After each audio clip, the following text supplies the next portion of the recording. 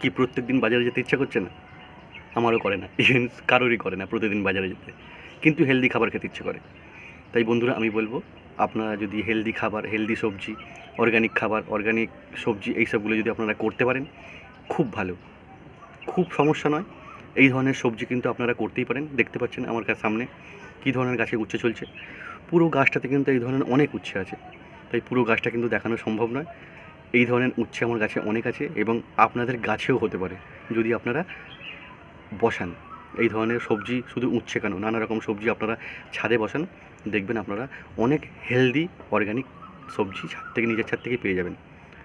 আমার এই চ্যানেলটিতে বন্ধু আমি নানা রকম গার্ডেন বিষয়ক তথ্য নিয়ে ভিডিও আপলোড করি।